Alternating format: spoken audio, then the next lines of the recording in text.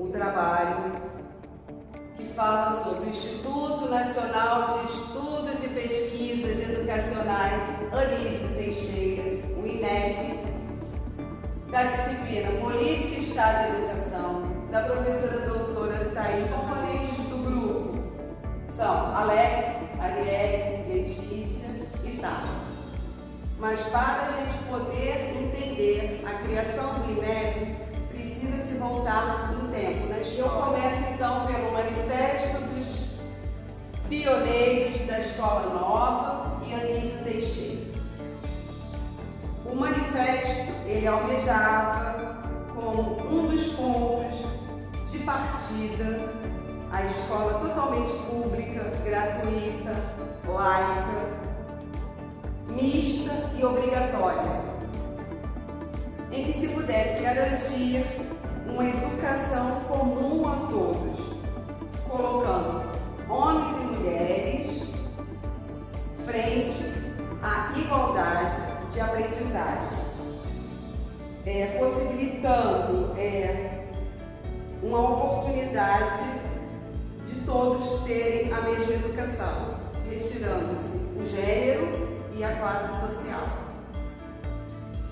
Em seguida, o Anísio Teixeira, que é a pessoa importante nesse movimento. O movimento teve críticas, muitas, principalmente da Igreja Católica, onde a Igreja Católica era mantenedora da maior parte das escolas privadas. Entre os signatários, que são em torno de 25, 26 pessoas, são intelectuais, educadores, cientistas, pesquisadores. Se encontram os nomes de Anísio Teixeira, Cecília Meirelles, Roquete Pinto, Lourenço Filho, entre outros. Irei falar agora da pessoa de Anísio Teixeira, que é a pessoa que mais sobressaiu dentro desse manifesto.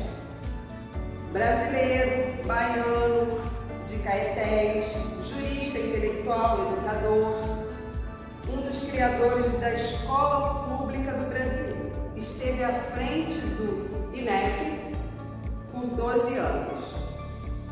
Ele defendia a democratização do ensino, a transformação social por meio da educação. Ele defendia uma educação construtivista e expressava em suas ideias uma preocupação constante com a educação livre de privilégios. Em uma das falas dele, ele diz: sou contra a educação como processo exclusivo de formação da elite, mantendo a grande maioria da população em estado de analfabetismo e ignorância. E aqui eu ainda coloco a foto dele com outro dizer: só existirá democracia no Brasil no dia em que se montar no país a máquina que prepara as democracias. Essa máquina é a escola. Então, vamos partir agora da ordem cronológica e eu começo em 1937. O INEP é criado por lei número 378, do dia 13 de janeiro, e instala no Rio de Janeiro, e recebe o nome de Instituto Nacional de Pedagogia, INP, para orientar políticas públicas e educação. Foi promulgado pelo presidente Getúlio Vargas, com a função de realizar pesquisas sobre problemas do ensino brasileiro. Tem-se 87 anos de história que modelou a autarquia do que é hoje. Em 1938, a publicação do Decreto-Lei 580, que regulamentou a organização e a estrutura da instituição. Lourenço Filho é o primeiro diretor-geral e passa a se chamar Instituto Nacional de Estudos Pedagógicos, INEP. E ele fica de 1939 38 a 46, quando é substituído por Murilo Braga. Em 1952, o professor Anísio Teixeira, que hoje dá nome à instituição, assume a direção do INEP.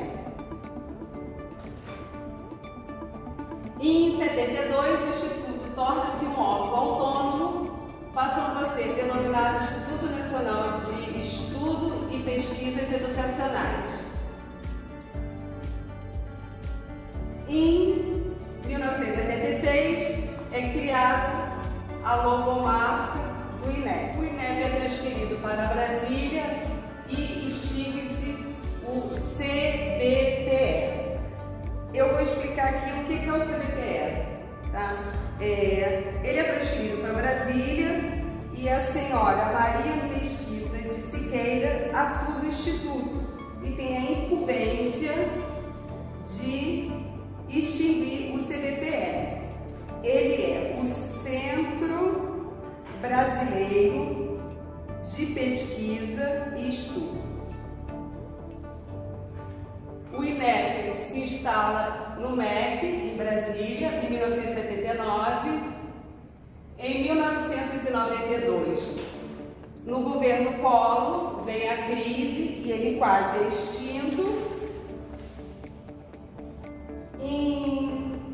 E com a nova república, por volta de 1985, o INEP passou por uma nova configuração institucional. Em 1995, começou o processo de reestruturação do órgão. Em 1997, o INEP se transformou em uma autarquia federal. E, por fim, em 2001, o Senado aprova a inclusão do nome do ex-diretor Anísio Teixeira em homenagem a uma vida devotada à educação e passa a se chamar Instituto Nacional de Estudos e Pesquisas Educacionais Anísio Teixeira. Eu coloquei duas imagens. A primeira sede no Palácio Tiradentes, no Rio de Janeiro, e a segunda que é em Brasília. E o que é e qual a missão do INEP? É uma das maiores e mais especializadas instituições de avaliação educacional do mundo. De acordo com o próprio site do INEP, sua missão é produzir conhecimento científico e informações oficiais para aprimoramento das políticas públicas educacionais, contribuindo para o desenvolvimento social e econômico do país. Eu sou a Arielle e a minha parte do trabalho é falar sobre a estrutura organizacional do INEP. Essa estrutura ela foi aprovada pelo Decreto 11.204 de 2022. A gente vai ver aqui, nesse verdinho escuro, a presidência. A gente tem os órgãos de assistência direta e imediata ao presidente, que é isso que está em rosto, depois eu vou falar um pouquinho mais sobre eles. Nós temos os órgãos seccionais, que é o que está em verde claro. Tem os órgãos específicos e singulares, que é o que está em laranja. E o Conselho Consultivo, que é um órgão colegiado. A presidência do INEP, atualmente, a presidência atualmente é o Manuel Fernando Palácio da Cunha Neto. Ele é graduado em Engenharia de Comunicação pelo IME, Instituto Militar de Engenharia, e o mestrado e doutorado ele se formou, voltou os estudos dele para Ciências Sociais. O Manuel, no governo Lula, ele foi secretário, durante um período ele foi diretor da Secretaria de Educação Superior. E durante a presidência da Dilma, ele foi secretário de Educação Básica. E ele teve um importante papel na construção da Base Nacional Comum Curricular. A gente tem também o substituto do presidente, que é o senhor Carlos Eduardo Moreno Sampaio. Ele é graduado em Estatística pela Universidade de Brasília, é mestre em Estatística e Métodos Quantitativos pela Universidade de Brasília também, e é doutor em educação pela Universidade Católica de Brasília. O Carlos Manuel é diretor da Diretoria de Estatísticas Educacionais. Eu vou falar dela um pouquinho mais pra frente. A presidência já falei para vocês. E agora a gente vai falar sobre os órgãos que são ligados direto à presidência. Os órgãos que são de assistência direta e imediata ao presidente, que é o Gabinete da Presidência, que é chefiado pela Laura de Almeida Braga Rossi, que é graduada em Ciências Sociais pela PUC-Rio. A gente tem a Ouvidoria, que é chefiada pelo Thiago Ferreira Braga Alves. Ele é bacharel e tem licenciatura em História. Temos a Assessoria de Comunicação Social, que é chefiada pelo Rodrigo Porto Santoro. E temos a Assessoria de Governança e Gestão Estratégica, que é a Isabel Cristina Silva Chaves. Logo depois, a gente vai entrar agora nos órgãos que são os órgãos seccionários. Daqui a pouco a nossa colega vai falar sobre a função desses órgãos. A Procuradoria Federal, que é chefiada pela Eliana Alves de Almeida Sartori, que é bacharel em Direito na PUC e que é especialista em Direito Econômico e de Empresas, Direito Público e Direito Processual Civil. A gente tem a Auditoria Interna, que é chefiada por Cleuber Moreira Fernandes. Ele é servidor da CGU desde 2007. E nós temos a corregedora, né, a pessoa que é responsável pela corregedoria, que é a Shalane Quintia de Freitas.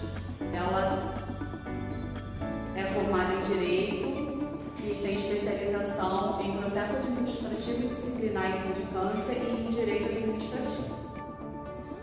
A gente tem aqui embaixo a Diretoria de Gestão e Planejamento, chefiada pelo diretor Ricardo Magalhães Dias. Ele tem licenciatura em Educação Física e especialização em Metodologia Científica e Epistemológica de Pesquisa. Aí agora a gente vai falar um pouquinho dos órgãos que são os órgãos específicos e singulares. São unidades que são de organizações internas, eles têm funções específicas e independentes dentro da estrutura. Então a gente tem os órgãos específicos e singulares. Nós temos a Diretoria de Estudos Educacionais, que é chefiada pela diretora Maria Tereza Gonzaga Alves, que é graduada em Ciências Sociais. Tem a Diretoria de Estatística Educacional. O diretor é o Carlos Eduardo Moreno, que é o substituto do presidente, que eu já falei para vocês a formação dele. A gente tem a Diretoria de Avaliação Superior. A gente tem a Diretoria de Avaliação de Educação Superior, que é o diretor Ulisses Tavares Teixeira, que é graduado em Relações Internacionais. E tem mestrado e doutorado em Política Internacional e Comparada. Temos a Diretoria de Educação da Educação Básica, chefiada por Rubens Campos de Lacerda Júnior, servidor federal da carreira de pesquisador tecnologista em Informações e Avaliações Educacionais desde 2013. Tem a Diretoria de Tecnologia e Disseminação de Informações Educacionais, que o diretor é o Fernando, que é graduado em Processamento de Dados e tem mestrado em Engenharia de Software e doutorado em Informática pela UNB. Agora a gente vai falar um pouquinho do Conselho Consultivo. O Conselho Consultivo é formado por 4 membros natos, que é o presidente do INEP, o presidente do Conselho Nacional de Educação, o presidente do Conselho Nacional de Secretários Estaduais de Educação e o presidente da União Nacional de Dirigentes Municipais da Educação. Além desses 5 membros designados, e a gente tem representantes da sociedade civil, que são escolhidos entre profissionais de notório saber, sendo indicado pelo presidente do INEP e designado pelo ministro da Educação. Eu sou a Tabata, eu vou estar falando das competências do INEP e das funções executadas pelos principais departamentos dele. As competências do INEP é dirigir as atividades de acordo com a finalidade e o plano de ação da entidade, cumprir e difundir as normas emanantes do MEC em sua área de atuação, propor ao Conselho Consultivo o plano de ação anual e a proposta orçamentária do INEP.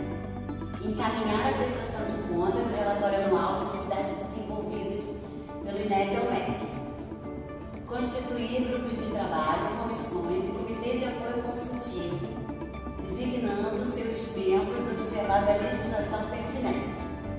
Baixar atos normativos no âmbito de sua competência. Ratificar os atos de dispensa e de reconhecimento de inexigibilidade de licitação de acordo com a legislação. Praticar os demais atos administrativos necessários à consecução das finalidades do INEP e presidir o Conselho Consultivo. Agora eu vou falar das funções executadas pelos principais departamentos do INEP. Então vou começar falando sobre a função do presidente do INEP, que é dirigir as atividades do INEP, cumprir e difundir os atos normativos, encaminhar a prestação de contas e o relatório anual de atividades desenvolvidas pelo INEP, ratificar os atos de dispensa de reconhecimento de licitação de acordo com a legislação, presidir o Conselho Consultivo, que eu já tinha até falado no anterior. Aí tem um outro departamento, é o gabinete, que ele tem a função de assistir o presidente do INEP em sua representação política e social, preparar o despacho do expediente do presidente do INEP, planejar, coordenar, orientar e controlar a execução das atividades de comunicação, supervisionar as atividades de assessoramento direto ao presidente do INEP.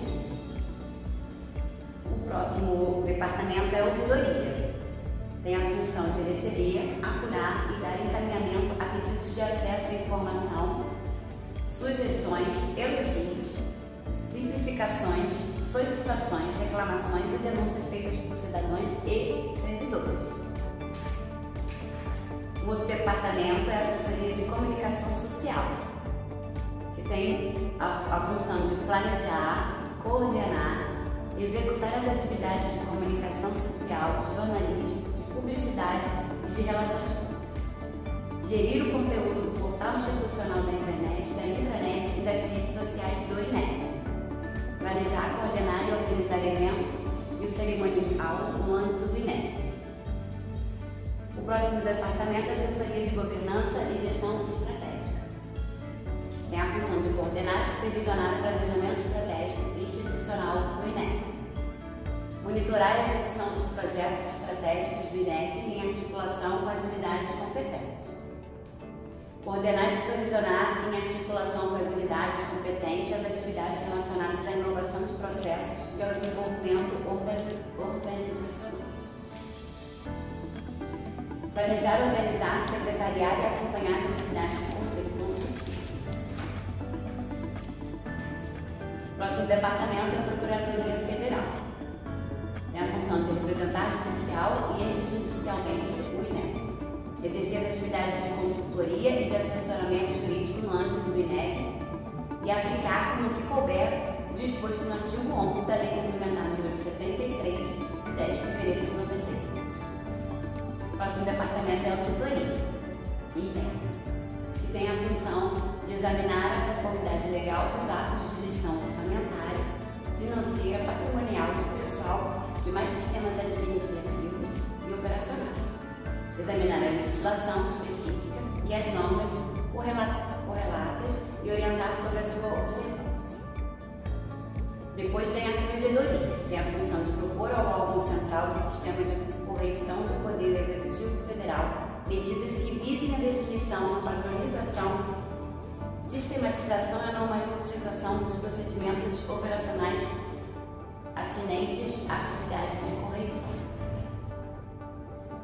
Propor medidas ao órgão central do sistema de correição do Poder Executivo Federal com vistas a criar condições mais eficientes para o exercício da atividade de correição.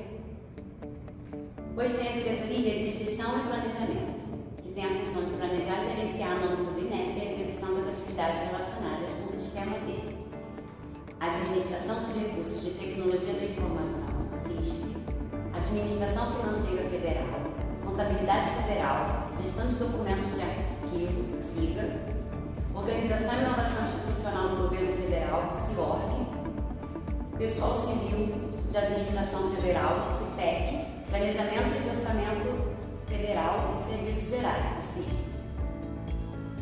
além de planejar, coordenar e acompanhar a execução das atividades inerentes à gestão das aquisições, patrimônios e almoxarifado do INEP. Depois vem a Diretoria de Estudos Educacionais, que tem a função de coordenar e elaborar a elaboração de estudos e pesquisas relacionados com temas educacionais ao interesse do INEP e do Ministério da Educação. Levantar, registrar e analisar experiências educacionais.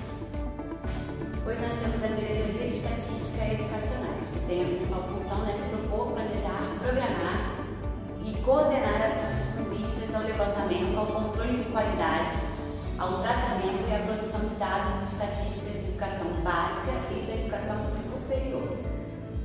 Planejar, executar e coordenar em articulação com sistemas e redes de ensino a coleta sistemática de dados da educação básica e do ensino superior. Depois tem a Diretoria de Avaliação da Educação Superior, que tem a função de propor, planejar, programar e coordenar a ação voltada à avaliação dos cursos das instituições de ensino superior. Propor e coordenar a realização de avaliações internacionais da educação superior em articulação com organismos estrangeiros e internacionais. Tem também a Diretoria da Avaliação da Educação Básica, que tem a função de definir e propor parâmetros, critérios e mecanismos de realização das avaliações da educação básica.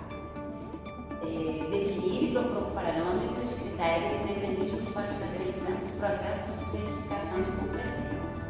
Realizar as avaliações comparadas em articulação com instituições nacionais e organismos internacionais.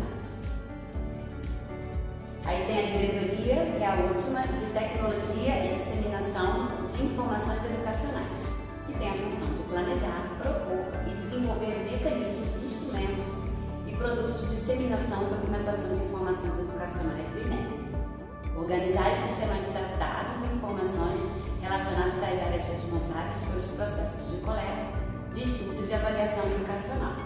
Desenvolver, aperfeiçoar, manter e dar suporte aos sistemas informatizados e aos bancos de dados do INEP. Definir, em articulação com as demais unidades do INEP, as linguagens e os formatos adequados aos diversos perfis de usuários de informações. Principais programas e projetos do INEP. Olá turma, eu sou o Alex Aguiar dos Anjos e vou falar dos principais programas e ações que o INEP tem em vigor. Ao todo são 110 projetos, programas e ações implementadas pelo Ministério da Educação, segundo o portal do Governo Federal. Aqui destaquei alguns que são mais conhecidos por todos nós. Aqui eu tenho o Enem. O Exame Nacional do Ensino Médio é uma prova aplicada anualmente pelo Ministério da Educação por meio do INEP Enem, para avaliar o desempenho de estudantes de escolas públicas e privadas de todo o país. De uns anos para cá, o Enem é também uma das principais formas de ingresso em instituições de ensino superior públicas e privadas. A nota do Enem também é utilizada para participar de outros programas do governo federal, como o SISU e o ProUni. Pode passar por favor. Outro projeto, outro programa é o ENSEJA. ENSEJA é a sigla para Exame Nacional de Certificação de Competências para Jovens e Adultos. A prova é aplicada pelo INEP para jovens e adultos que desejam concluir seus estudos de ensino fundamental e médio. O ENSEJA é uma prova do governo federal que avalia as competências, as habilidades e os saberes de jovens e adultos que não concluíram o ensino fundamental ou o ensino médio na idade adequada. O ENSEJA serve para obter o certificado de conclusão do ensino fundamental e o ensino médio. Outro também é o ENAD.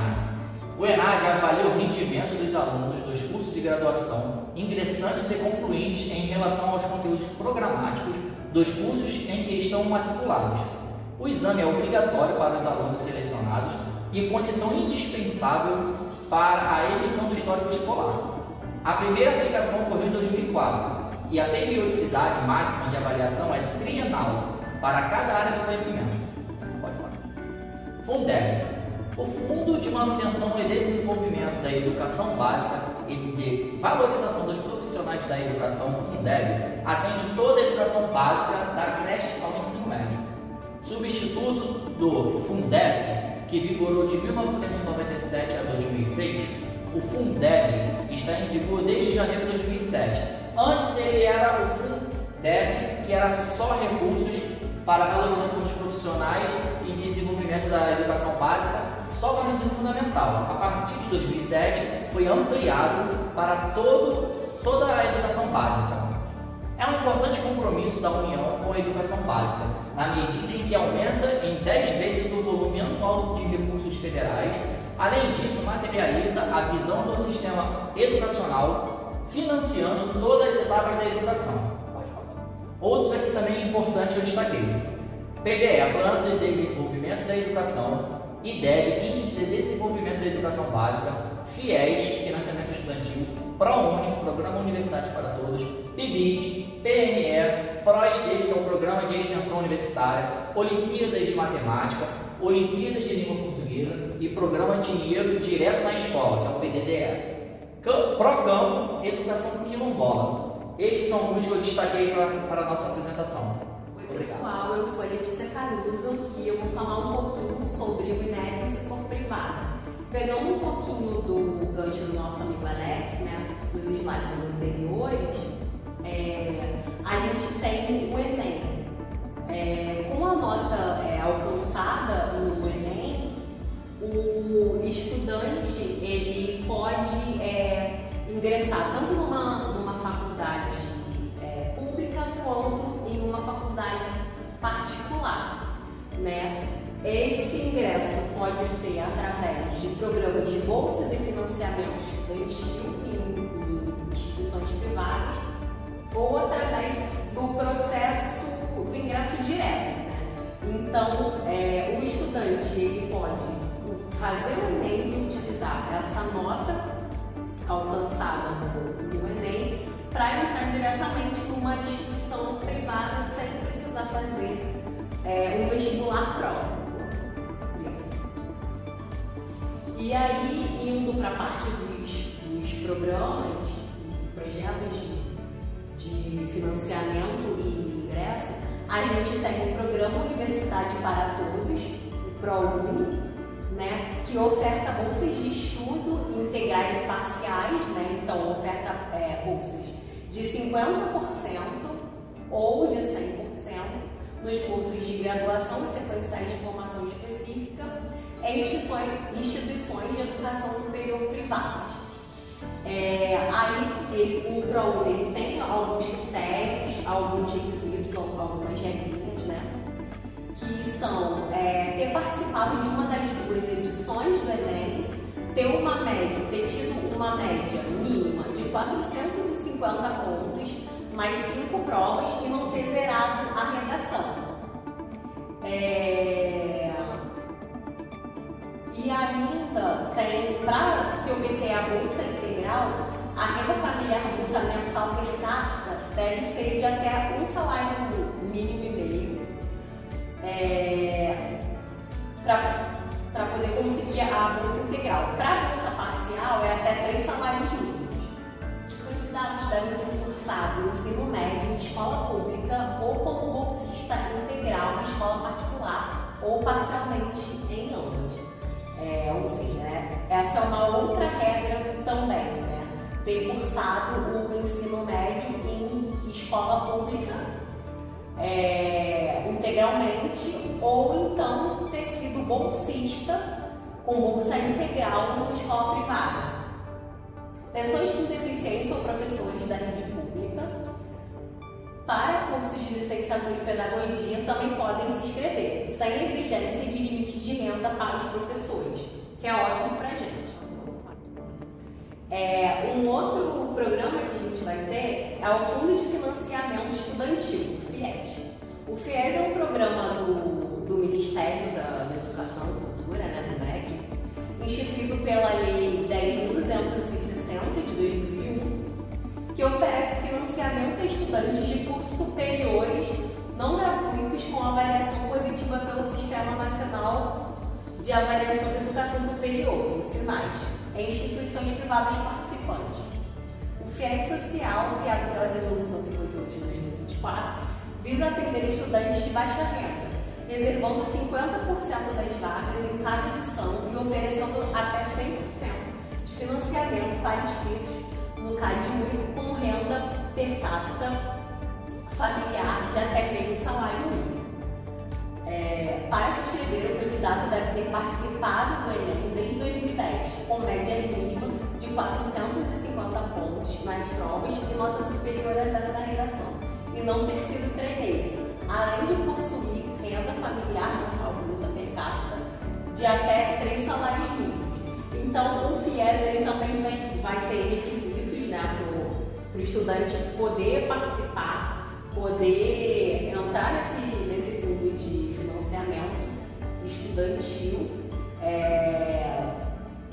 requisito de média mínima, de renda familiar per capita, enfim. Pode passar, por favor.